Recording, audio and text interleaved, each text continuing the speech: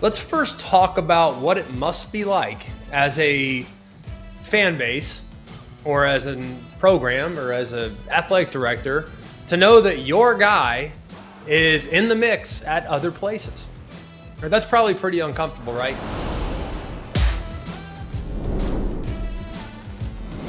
Hello and welcome in. It's always college football. I'm your host, Greg McElroy, and we're happy to have you with us today on what is a show that we don't always like to talk about, frankly. Talking about the coaching carousel, talking about guys potentially losing their jobs, talking about the possibilities of guys relocating, starting buzz, operating in the rumor mill, operating in the message boards. It's not really our thing. Like, for those of you that have been with us from the get-go, then this show's only a couple years old. We're not very old. We just celebrated our 500th episode just last week. But we are in a spot right now where every single week I go on the road. My number one job is to go and call games for ABC. So I am constantly meeting with these coaches, seeing these coaches face to face. And in many cases, I have a personal relationship with a lot of these guys. And let's be real. I will not allow my personal relationship to infect the way I evaluate how a guy is doing his job. I'm just not going to do that. I mean, I think most coaches are very honest. They understand, hey, I got to do a better job here. Hey, we need to be better here.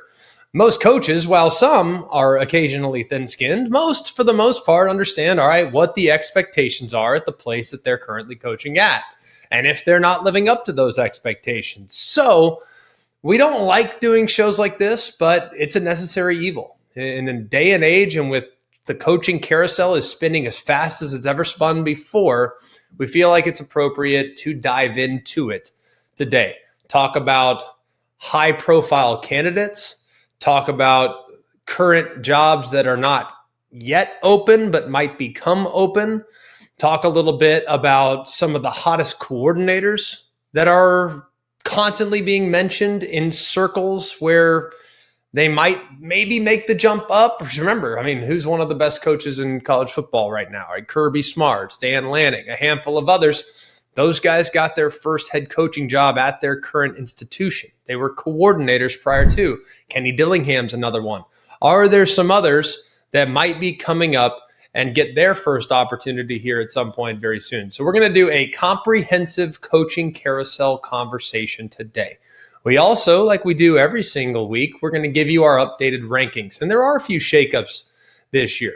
There are a few shakeups this week. Not crazy at the top, to be honest with you. There wasn't a ton of turmoil amongst teams ranked in the top 10, but there are a few that have now kind of readjusted, and maybe they've fallen back, and maybe they've gone forward just a little bit as well. So we'll kick things off there with our updated top 25. At number one, still the Ohio State Buckeyes. They remain undefeated with great wins against Washington, against Texas. Those two wins have strengthened.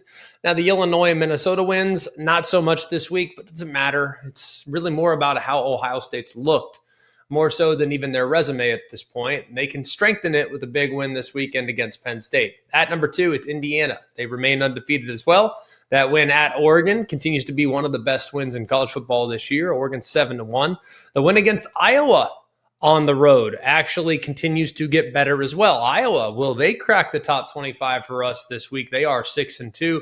Indiana goes to Maryland this week. Should still be undefeated when we revisit this conversation a week from today. At number three, it's Texas A&M. Thought for a moment about maybe moving them up. After all, the win against Notre Dame continues to get really, really impressive.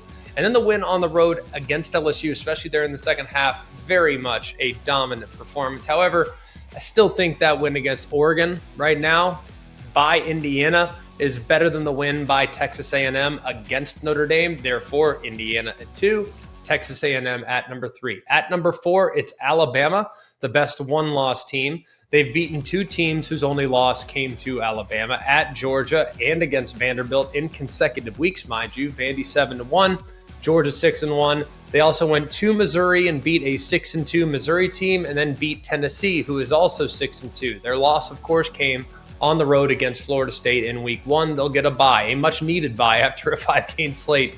That was a gauntlet, if you will. They need that one. They'll come back. They'll get LSU at home on November 8th. At number 5, it's Georgia. Just like the AP poll, frankly, these first 5 to me make a lot of sense. Don't have any issues with it at all. Georgia's 6-1.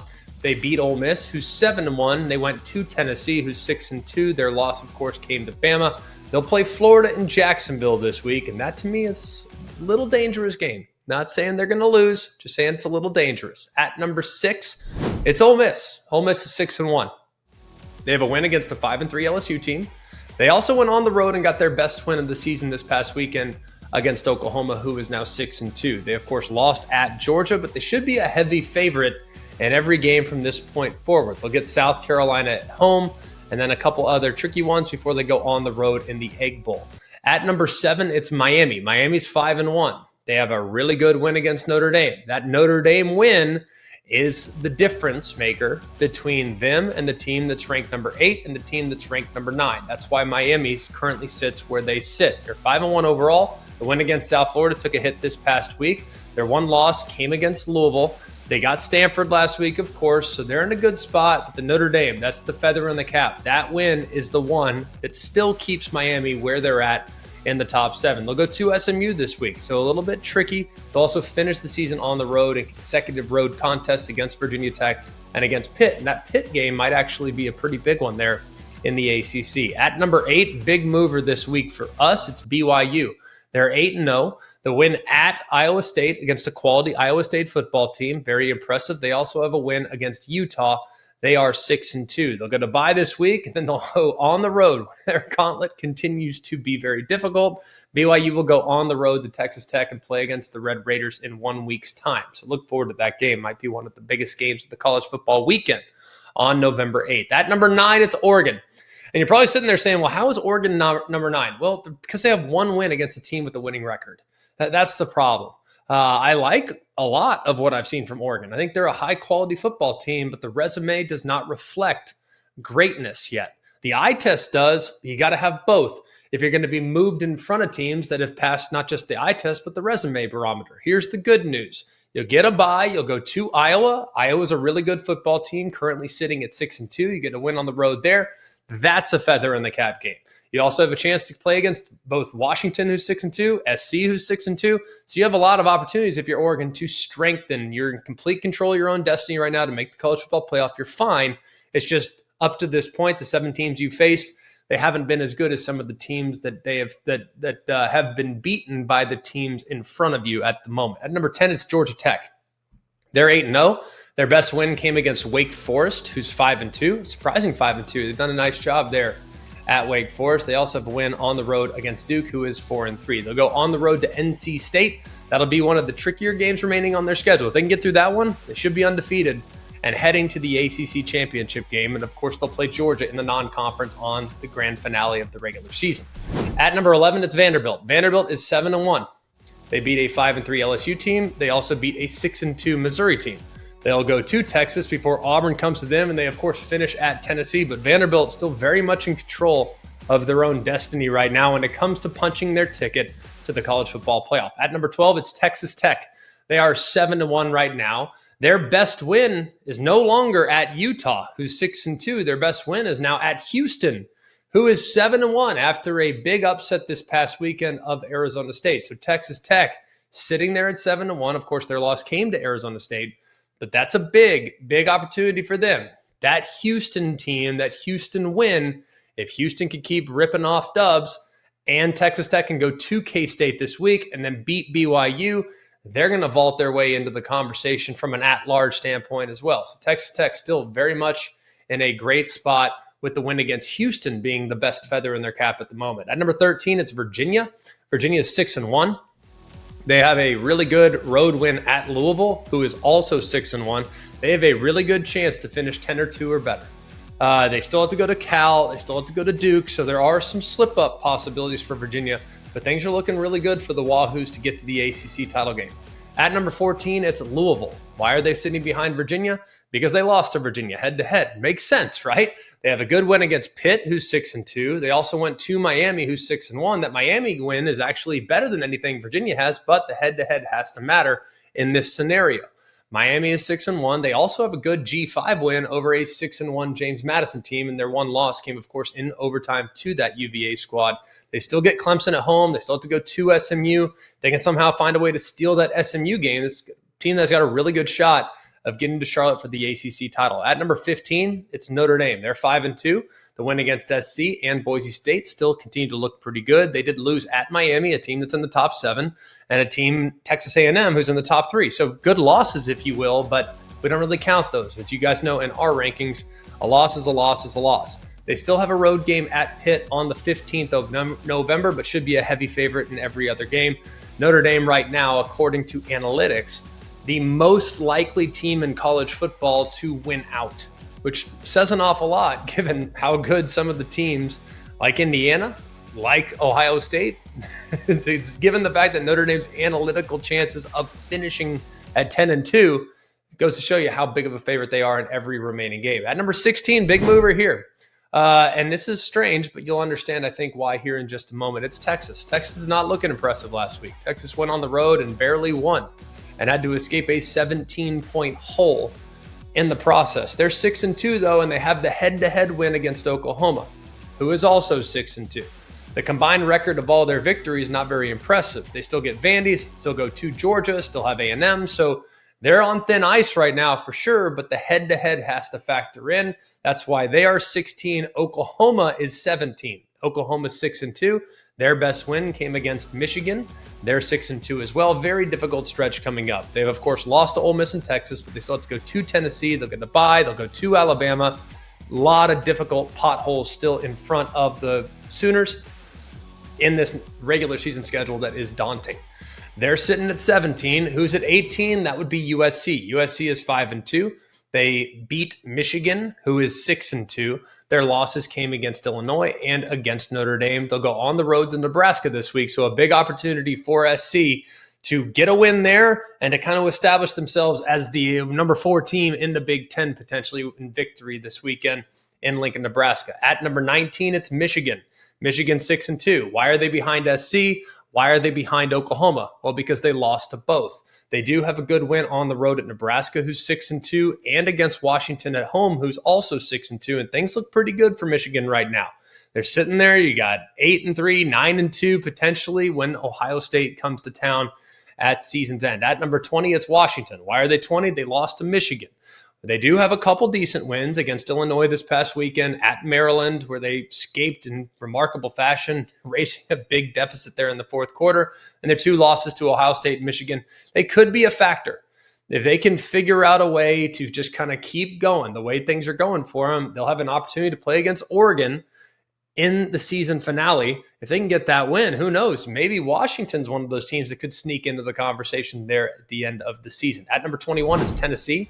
They are 6-2. They have no wins against teams that are currently above 500.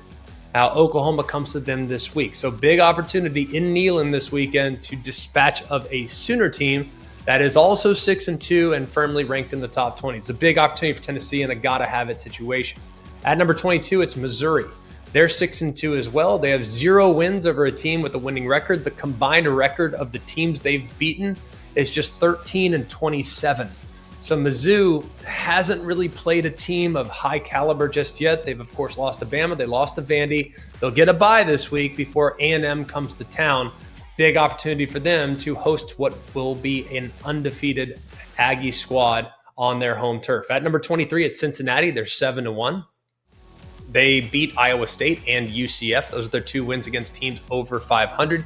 Big opportunity this week to go on the road to Utah, site of College game day. They'll also finish by playing at TCU in the season finale. So if they take care of business at home, this could be a team that's in the Big 12 title game. But this will be a tough test this week going on the road to play against the Utes. At number 24, new to the top 25, it's Houston. They have a good win against Arizona State. They also have a win over Arizona. And Houston has just quietly gone about their business. That one loss comes against Texas Tech, but we all know that Texas Tech is very real. So a really good Houston football team that has cracked the top 25 for the very first time. And then at number 25, it's Nebraska. They beat Cincinnati. That's why. Cincinnati is 7-1. They're a team that is currently ranked in the top 25. They've also beaten Northwestern. They've beaten Maryland as well. They'll host USC this week. So Nebraska finishes up in the top 25. Now, the first teams out thought long and hard, how can I get Iowa into the top 25? I just couldn't do it just yet. I just couldn't do it yet. Now, I do think Iowa is very real, but their best win right now is against a 5-3 Minnesota team. And they have plenty of opportunities coming up here in the next couple weeks. So Iowa is a team probably first out in my rankings right now. Utah is also a team that is right there on the cusp of cracking the top 25 for me. They're 6-2. They beat Arizona State in convincing fashion. They'll host Cincinnati this week as well. And then as far as the G5 is concerned, thought about Navy, thought about Memphis, thought about USF. I just can't have them in right now. Not yet. Memphis's best win of the season came against USF. It's a really good win. Their other win against a Power 4 team is against Arkansas. Arkansas's wheels have fallen off. I look at USF. Their best moment of the season was a win against Florida. Well, Florida's wheels have fallen off. So looking at those teams, a lot to like, but not quite ready to jump in front of the teams in front of them with a better resume up to this point of the season. All right. Coaching carousel time. Y'all ready? Let's have some fun. Everybody can get into the coaching carousel. You can focus on it as much as you want, or you can completely ignore it. But even though you feel really confident about your head coach right now, your sitting head coach, you feel great about the leadership that you're currently getting. You feel like you're on a pathway to higher highs than where you're currently at. Everything feels great. But whether you like it or not, the coaching carousel has an impact on you. It does, because in the event in which your guy who you love right now is a hot commodity and all of a sudden his agent starts working things and all of a sudden you now have to pony up and pay the guy that you are really happy with, you're thrilled. Oh my gosh, we got to keep our guy. This is fantastic. And then fast forward 2 years and you're Florida State. And now, because even though your guy stayed and the coaching carousel quote didn't affect you, but you're on the hook for a really big buyout. And he might not be the guy that you want long-term running the program. More on Florida State here in just a minute. But the coaching carousel affects everybody. And this market so far, it's not just active. I mean, this is a complete financial reset. We've seen buyouts now that are nearing $170 million just for head coaches. Okay. Massive numbers being paid. And the reason why, we have seen this driving force by really two transformative aspects of the actual college football landscape. One, the expansion of the college football playoff to 12 teams. All right, that's a big reason why you're now seeing all these coaches that are seemingly in great spot. And now everybody thinks that because the 12-team playoff is now accessible and man, worst case scenario, we play on the road in the playoff. Like that's a bad year. Making the playoff 12 teams has now completely messed up the level of expectation. People could live with missing the playoff in the 4-team era. They could live with that. But missing the playoff in the 12-team era? No way. Not our program, right? And I'm not saying you're wrong. It's just really changed the mindset quite a bit because when it comes to making that 12-team field, it depends on a lot of different factors. 1, staying healthy. 2, what's your schedule? 3, what league are you in? 4, what's your non-conference look like? Like there's a lot of factors at play when it comes to determining those top 12 teams. The other thing that has really altered the landscape, it's the revenue sharing. The revenue sharing right now is increasing the pressure on coaches to win in their, quote, all-in seasons, right? The all-in seasons are best described by what we've seen at Penn State. This was the year, right? Hey, we retained the roster. Everybody's back. We spent a ton of money going out and getting the best defensive coordinator available. We spent a ton of money in retaining our offensive coordinator. We got our quarterback back. He's spurned to the NFL. Everybody else is coming back. So James Franklin, you better win now. Well, you get off to a bit of a slow start. Boom, you're out of there. Same can be said at LSU with what just transpired. This was the year where they went all in. They spent as much money as anybody in the college football world. And when it comes to portal, building. They went out and spent a ton of money in their back end defensively. They went out and spent a ton of money on their defensive coordinator 2 years ago, giving Blake Baker $2.5 million a year. Like, they went out and spent. So guess what? This was the year for Brian Kelly to break through. Playoff or bust. National championship conversation or bust. And guess what? It didn't materialize. So the two things that are altering the expectation level of fan bases, and I can't say they're wrong, are the college football playoffs expansion and where we're at right now as far as a revenue sharing model. The wait and see, hey, don't worry, we're going to give you time. That's gone.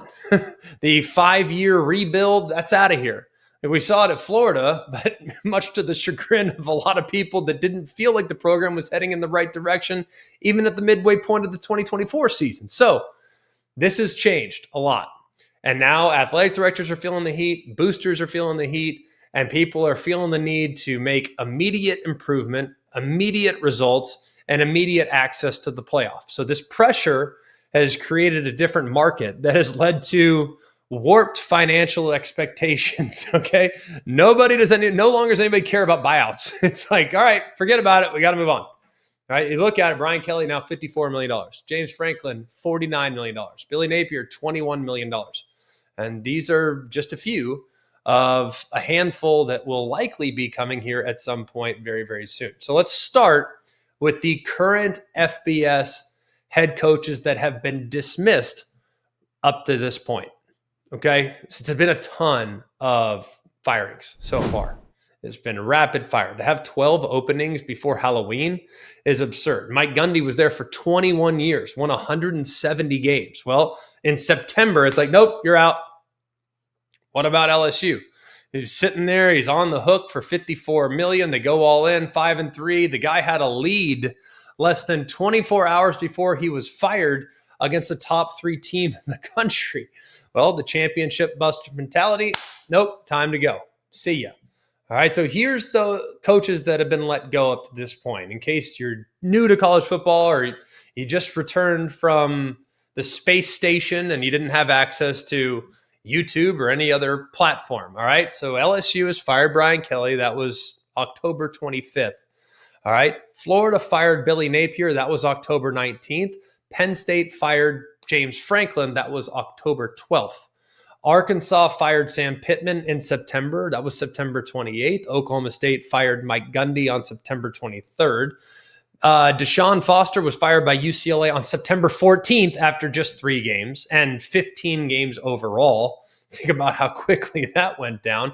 Virginia Tech fired Brent Pry on September 14th after just an 0-2 start. Stanford fired Troy Taylor in the offseason. Oregon State fired Trent Bray in the middle of October after an 0-7 start and just 19 games into his tenure. UAB fired Trent Dilfer on October 12th. Colorado State fired Jay Norvell in the middle of October when they got off to just a 2-5 start. And then Kenny Burns was fired by Kent State back in April. He was fired in the offseason. He won just 1 game out of 24 tries. All right. So here's the hot seat right now. And I don't like talking hot seat, right? Because this has a trickle-down effect to so many different people, not just the head coaches who are getting paid a lot of money, but the administrators, the secretaries, the people that volunteer in the recruiting office. Like, there's a lot of people that this impacts, and I don't like talking about it. But right now for Florida State, they are in win now mode. Mike Norvell has to win. I mean, things looked really good. They're off to a 3-0 start. You get the massive win against Alabama. It's feeling like, all right, Florida State's back. Like, they look a little bit more like the team that we saw 2 years ago that was this close to making the college football playoff.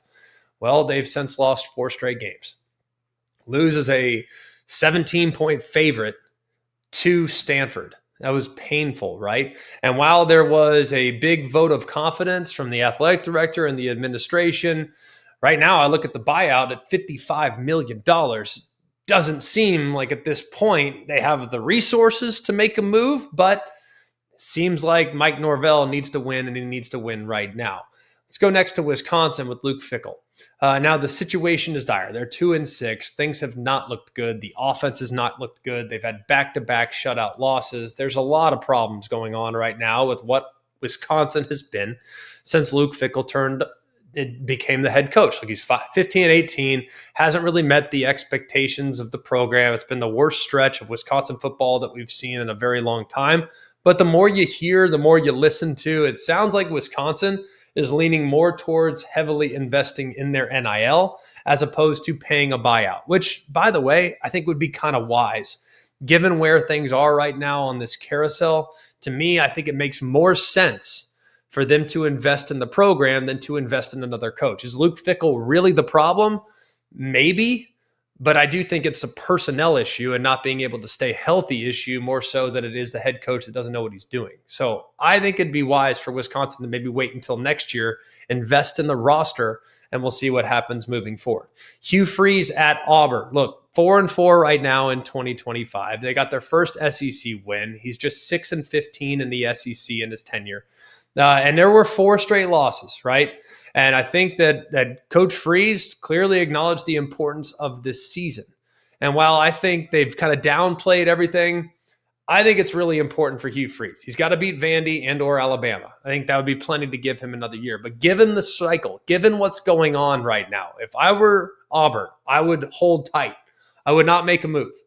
I would give Hugh Freeze another year. I think Hugh Freeze is a good football coach. I know it hasn't worked up to this point, but I think you can point to some very, very, very close losses, and that's a hard thing to kind of stomach. So that's another one that people talk about, but I don't think at this point it'd be wise for them to get engaged in the coaching carousel. A few others that are out there and you hear about, Dave Aranda at Baylor, a bunch of home games left. If you were to lose a couple of those and maybe they make a move.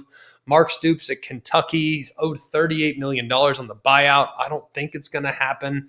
There might be a few others at the bottom falls out. Then maybe, just maybe they decide to make a change. But that's right now. Those are kind of the jobs that people are wondering about. Those that are in coaching search groups, those are the ones they're looking at. People have also talked about North Carolina. Like, it's Bill Belichick, a one and done. Things haven't gone well, but it might have been their best performance to date this past weekend against Virginia. So there's 12 jobs open, including 8 in the Power 4. The marketplace right now is outrageous. So this is what I decided to do. I decided to put together a power ranking of the jobs that are currently available. Okay? These are, in my opinion, the desirability rankings from people in the industry, coaches that you talk to. And this is not necessarily my list. My list might look a little different, but according to people that are in this line of work, these are the jobs that they want in this particular order. Number 1, LSU. It is the undisputed number 1 job on the market. 3 of the last 4 head coaches won national championships. Nick Saban, Les Miles, Ed Orgeron. Things didn't happen for Brian Kelly. A lot of it was fit, cultural fit, things like that. Perfectly understandable. And the expectations are to become an immediate college football playoff contender. But the program offers unmatched local recruiting, elite facilities, a group that is willing to resource the program without any limitations whatsoever. And LSU, talking to those in coaching circles, that's the number 1 job. And some people believe it's the number 1 job in all of college football, which is kind of amazing, by the way. Kind of amazing, but not that surprising either. They are the biggest show in town, and they are the number 1 program in the state, the only Power 4 program in the state that on a per capita basis probably has more talent than anybody. And while access to talent is not what it once was, it still remains very important, especially when you take into account guys that maybe leave out of high school and want to come back after a year or 2 away, and they want to return to an area where they're from, whether that's Monroe, New Orleans, or even Baton Rouge right in their own backyard. So LSU is number 1. Florida is number 2. This traditionally, if you ask a lot of people in the world, they believe it's a top 5 job in terms of resources, recruiting territory, and the right coach can and has won a national championship. We've seen Steve Spurrier dominate the college football world in the 90s We've seen Urban Meyer dominate the college football world in Gainesville, Florida, there in the mid-2000s. They believe that while it's just a little bit below LSU right now due to recent instability, this is a place that has a really good young roster. And while things weren't great for Billy Napier, it's a desirable job because of the personnel that are already there. And Florida was not always a program that wanted to put a ton of resources into their facilities. They were not always a program that wanted to put a ton of resources into the program. That's changed. Billy Napier had everything you could possibly want, including a staff of hundreds, it felt like, in order to try to get Florida back over the top. It didn't happen for them. They didn't win enough close games. But Florida is number 2 right now, according to those in the coaching search world, as far as desirability, understandably so. Number 3 is Penn State. It's the best job open right now in the Big Ten. They have a massive and passionate alumni base. They have an elite tradition. They are tremendously wealthy when it comes to resources. They fired James Franklin and gave him $50 million just to walk out the door. And the administration, they're all in on trying to win championships. They don't want to win just 10-win seasons. They want to win championships. And a lot of people believe this is a place that can still get to the top of the college football world if they land the right guy. Here's the problem. There's a significant hurdle sitting right in front of them, and that's a $800 to $900 million debt to redo the stadium, which, by the way, is amazing. But they might not have the pockets in some cases that some other schools might have from a resource standpoint. So that's the one thing that's a question about Penn State. I think Penn State is a highly desirable job, but according to those that are in the coaching search world, right now it's number 3 behind Florida at 2 and LSU at number 1. At number 4, it's Virginia Tech. Now, a little surprised in talking to people in the coaching search world. I didn't realize that this job would be as desirable as it was because, frankly, outside of one coach, Frank Beamer, who was incredible for a really long time, it's not like Virginia Tech is just hanging banners every year.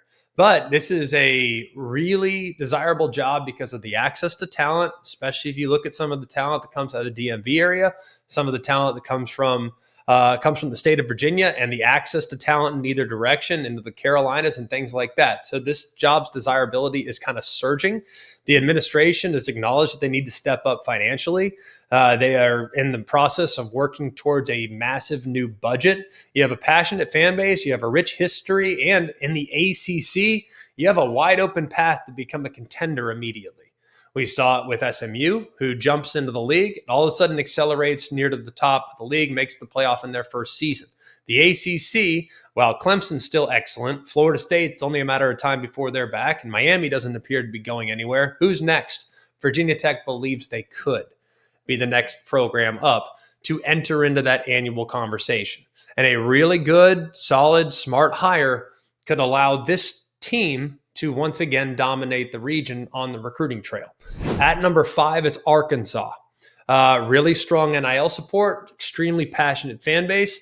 However, it's a very tough job, or at least it has been, since Texas A&M, Texas, and Oklahoma all joined the SEC. For a long time, Arkansas had access to people and players in Texas, and it was the closest place for players from the Dallas-Fort Worth area to go and still play in the Southeastern Conference. But if you look at the job, their results have been mixed since 2012 when A&M got in the league. That was when Missouri entered the league as well, and it's become even more difficult now with Texas and Oklahoma joining the league as well. So the challenge is there. It's real.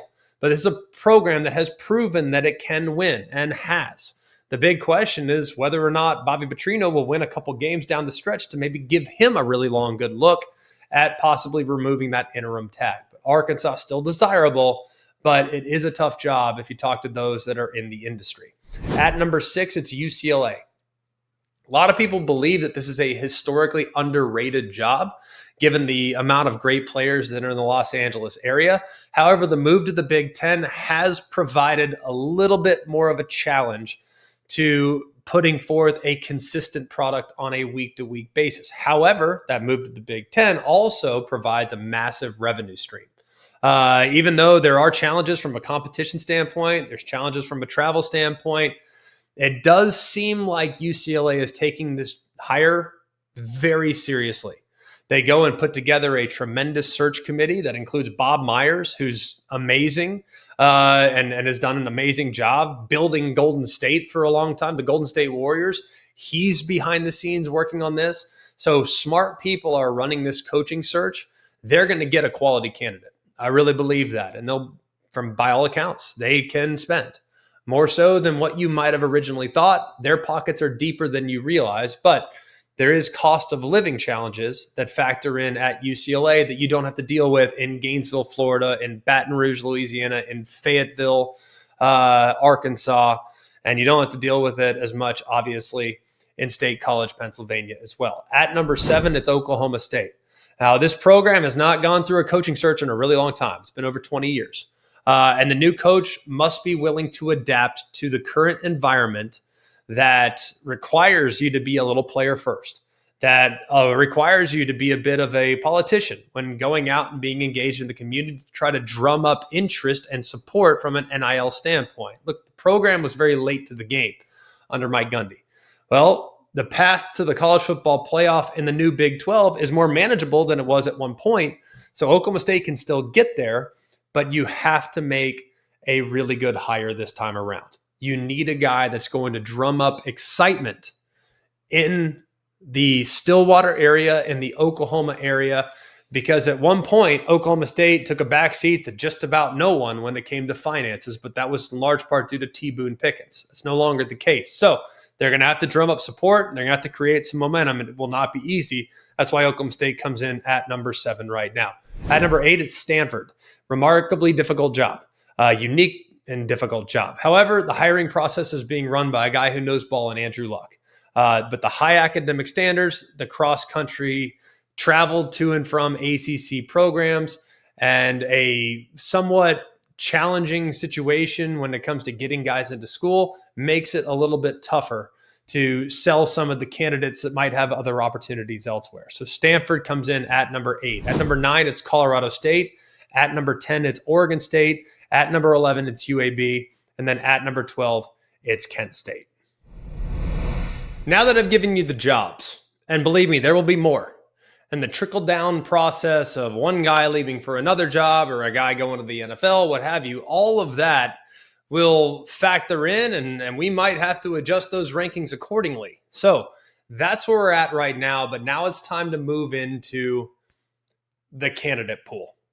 Now, before we get to the actual candidates, right, let's first talk about what it must be like as a fan base or as a program or as an athletic director to know that your guy is in the mix at other places. Right? That's probably pretty uncomfortable, right? It could be really, man, we're having a great year. I love our coach. Like, he's doing a great job. Like, I don't want everyone else to come and talk to him. Well, the way that you need to look at it is that's a tremendous compliment.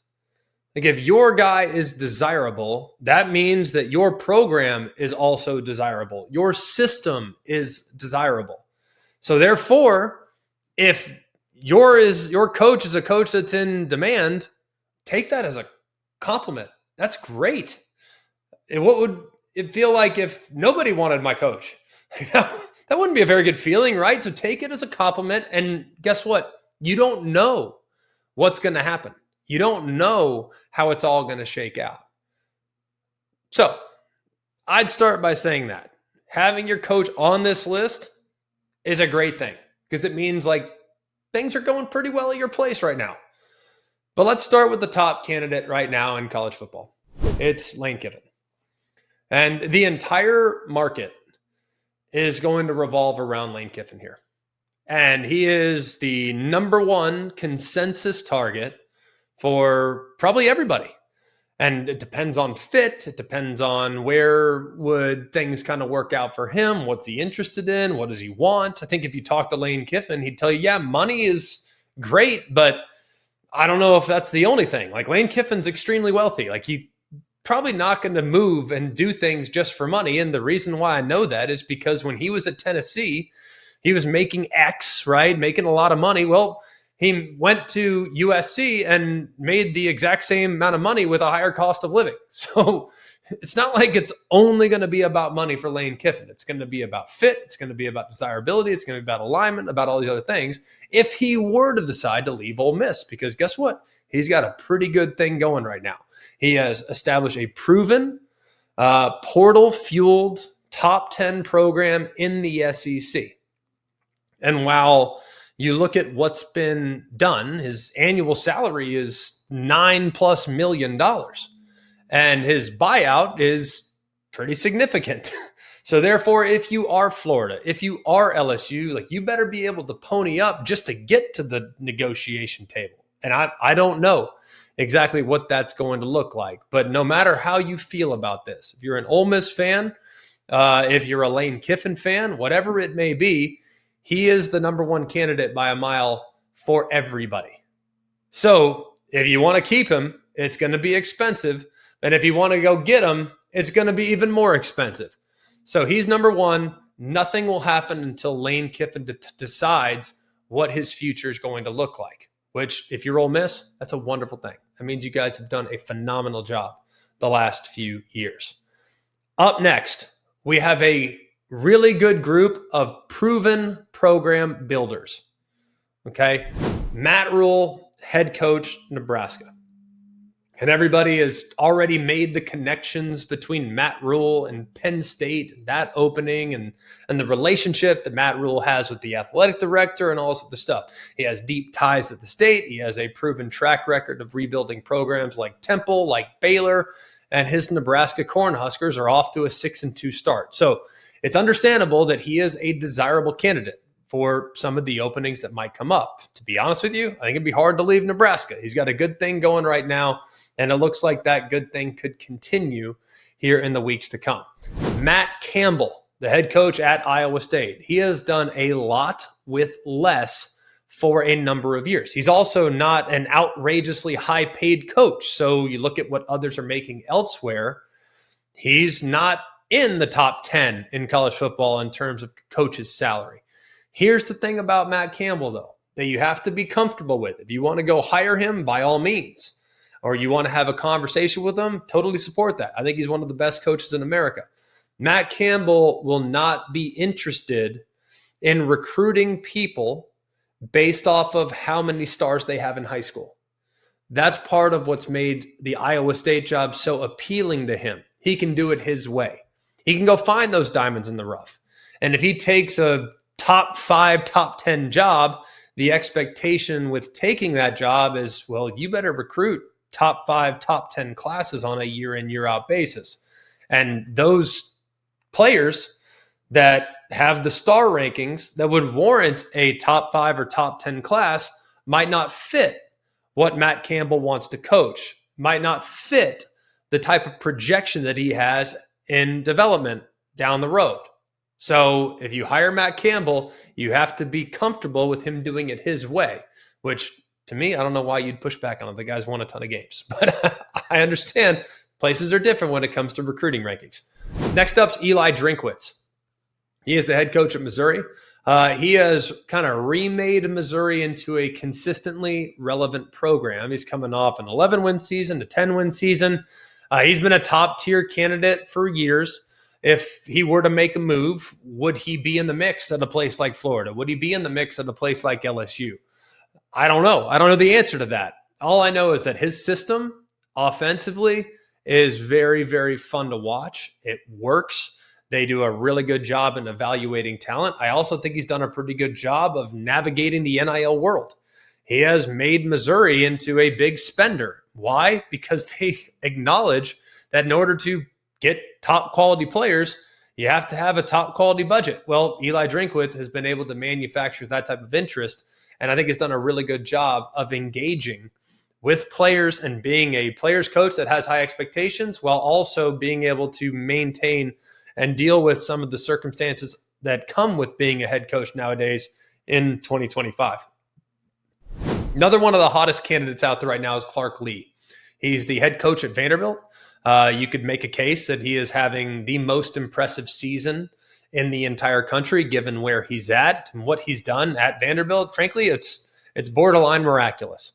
They currently sit comfortably in the top 10. They are 7-1. They are a legitimate college football playoff contender. He's already won the SEC Coach of the Year last year. Now he's even better. So he's been at the top of the list for a lot of job openings as well. Now, he's also a Vanderbilt grad. Is he really open to leaving Nashville? I don't know, but I would imagine that his agent is working overtime because everybody wants to find out exactly how it is he's doing what he's doing, because it's been really remarkable these last couple of years. Brent Key at Georgia Tech, another kind of miracle worker. He is also at his alma mater. They currently sit at 8-0. They're ranked in the top 10. He's been a prime target as well. The toughness, the edge, the physicality that his teams have played with have become very admirable across the board in college football. So everybody's paying very close attention to what Brent Key is doing, both offensively and defensively. He's pressed all the right buttons at his alma mater, and they are in prime position to potentially make the college football playoff this season. Another name that continues to come up also at his alma mater is Jeff Brom.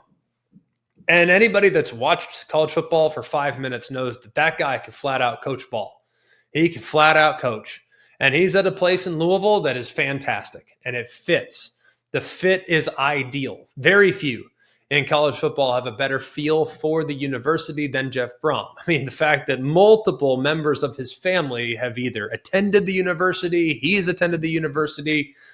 I don't see him as a real candidate to leave, but I can understand why other schools are looking at him like, man, I hope he takes our phone call and just hears what we have to say.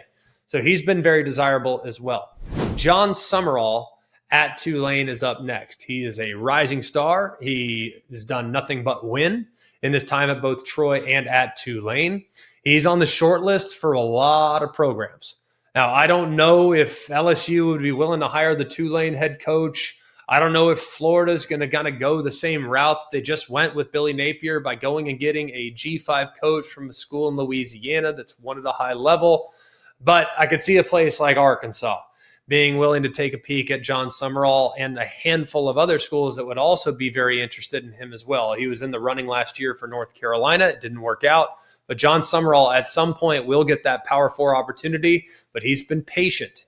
And I think at some point, though, someone's going to make him an offer he cannot turn down. We'll go next to Lance Leipold at Kansas. The guy won 6 national championships at the D3 level. And while the performances at Kansas have been a little up and down, this is a guy that has done a really good job over the course of his entire tenure at the D3 level, at Buffalo, and then early on there at Kansas, to make Kansas relevant and to make Kansas dangerous. So Lance Leipold is a name that continues to come up from time to time in coaching search circles, that if you can get a hold of him, if he's willing to listen, he is still a very attractive candidate to many people across the college football landscape. James Franklin is next. Why did it take me so long to get there? I don't know. He's going to be in the mix again this year. He is the former head coach of Penn State. He's now on the market. He's going to be on the short list for a lot of places as well. I don't know exactly where he's going to end up, but if he wants to coach this upcoming year, I think he will. It seems likely that he will land a big job. Now, some have said maybe Virginia Tech. Some have said a few other places. But James Franklin, in all likelihood, will be a head coach again in 2026. It's just a matter of where. Next up is Rhett Lashlee. He's the head coach at SMU. His name is always circulating because of how good a job he's done at SMU. But man, I don't know why you'd mess with Happy.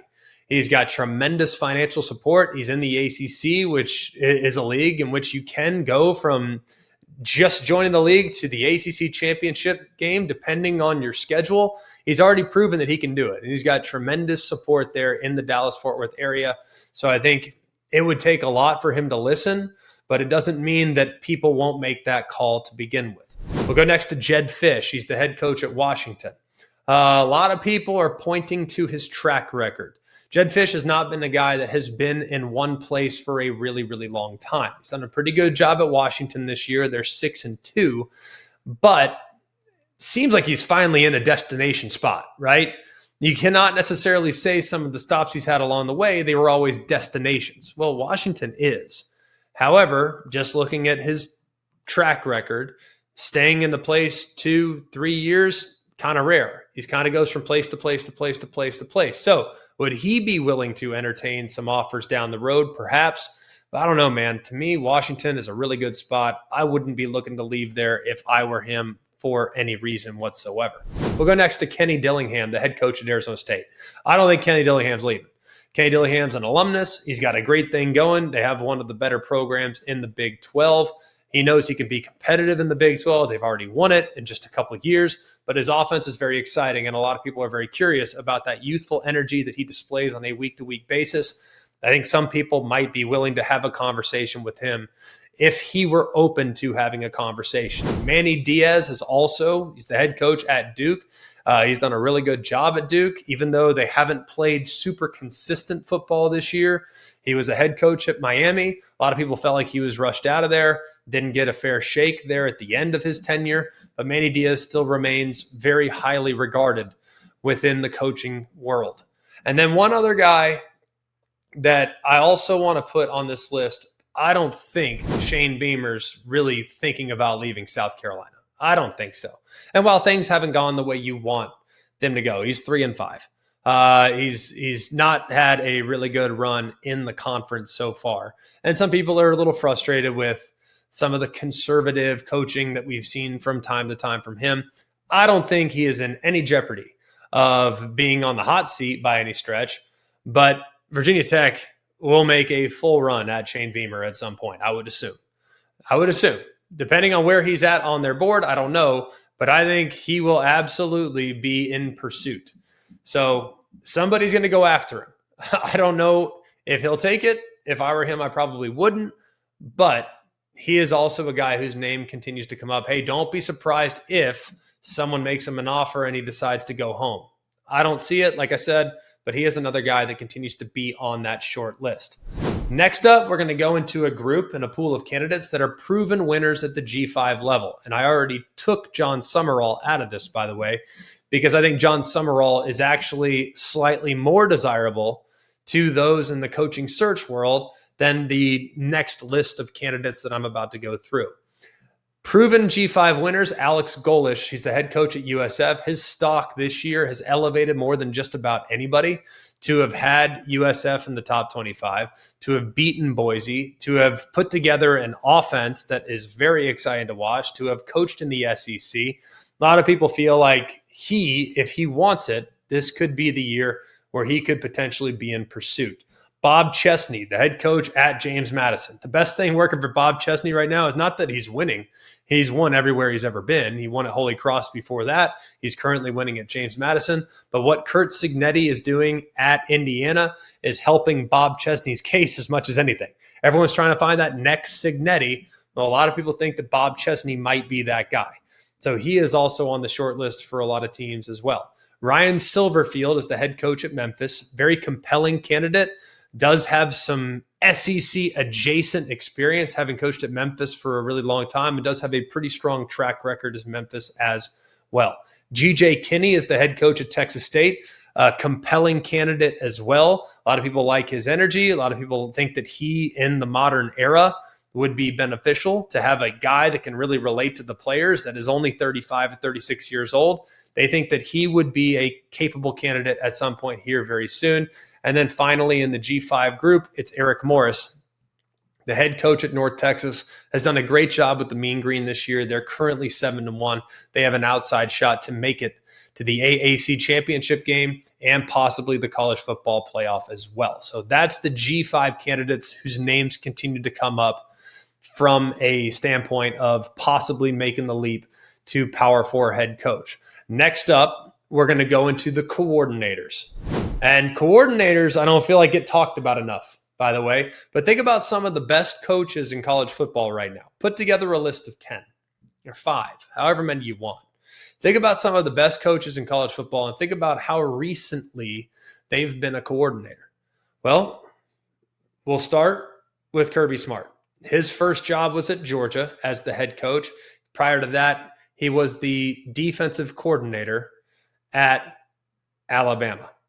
Dan Lanning at Oregon. His first job as a head coach, Oregon. Where was he before that? He was the defensive coordinator of the Georgia Bulldogs. Kalen DeBoer. His first head coaching job was at Fresno State. Prior to that, he was the offensive coordinator at Indiana. Of course, he went from Fresno to Washington. Now he's at Bama, but he's only 5 or 6 or 7 or 8 years removed from being a coordinator at the Power 4 level. So coordinators, I think we don't talk enough about them and their candidacy. So I wanted to give you the short list of coordinators that are kind of at the top of the list right now in the eyes of these coaching searches.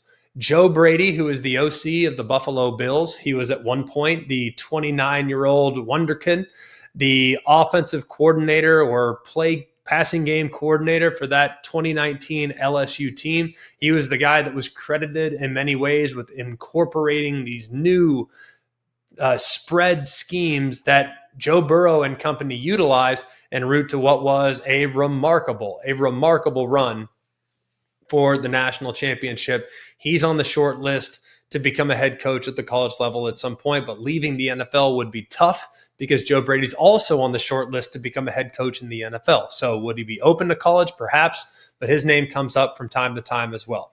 Number one in the coordinator pool amongst college coordinators right now is Colin Klein.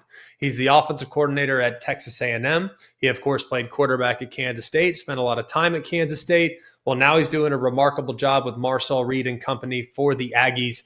He right now, according to people in the world of coaching searches, is the number one coordinator candidate right now. At number two, it's Brian Hartline, the offensive coordinator at Ohio State.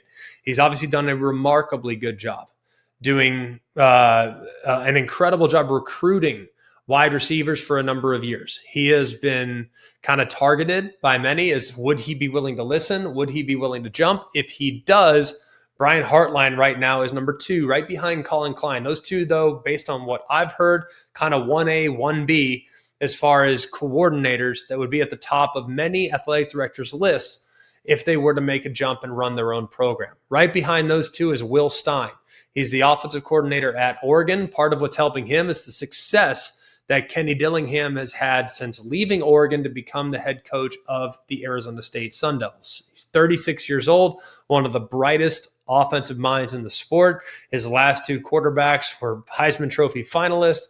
He's been in the mix as a possible candidate to get a job at some point down the road as well. And then three more names that have come up, but it's been a little bit recent. Haven't heard as much until the last 2 or 3 days. Tosh Lupoi, who's the DC at Oregon. He's one of the best recruiters in the country, so people are giving him a long look.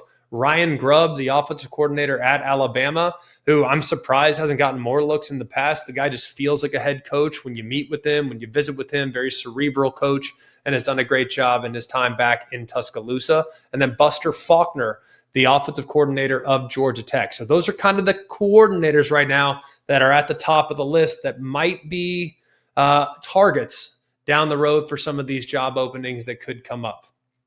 Then you finally have the, quote, recycled candidates is the last group that we'll address.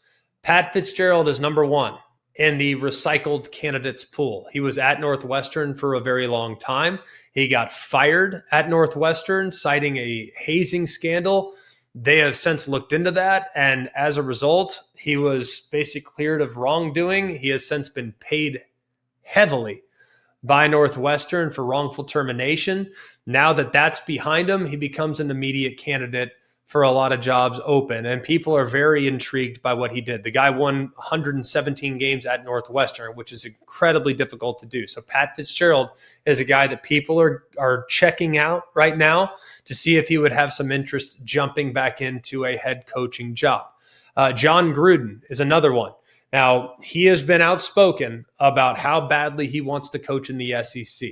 There are some that feel like he'd be a good candidate. The one thing that's hurt him up to this point is the lack of success that we've seen at North Carolina with Bill Belichick. So taking on a college job with NFL ties almost exclusively is not quite as desirable as it was last offseason because things haven't gone as well for Belichick as one would have hoped. So John Gruden's still on the short list, but it does feel like it might be a bit of an uphill battle at this point. I don't think he is going to jump in front of the aforementioned candidates that we've talked about already up to this point. And then finally, Jimbo Fisher, former head coach of Texas A&M. Some people kind of look at him as a guy that, while it didn't always work at A&M, there were still some really high highs. And there were some really good moments. This guy has a national championship. He won a national championship as a head coach at Florida State. So still very desirable and not that far removed from the coaching world. So people think he could seamlessly fit back in this new world that we're currently dealing with in college athletics. That'll do it for us here at Always College Football. Hope you guys enjoyed the coaching carousel conversation, because it's fascinating to think of all the different ways, directions these coaching searches could go. But I hope that was a good comprehensive look of what's open right now, what could be coming open, and some of the most desirable candidates. So it's not my list, by the way. That's a list and names that have been thrown at me from people that are in the industry, that are actually running these coaching searches. So I know it's a long list. There's 12 jobs open right now. I know I just gave you like 30 names, but those are the names that people are telling me to keep an eye on. So just want you guys to be as informed as humanly possible. We don't want anything to catch us off guard here on Always College Football. We continue to encourage you to go ahead and subscribe to the podcast, wherever you get the podcast.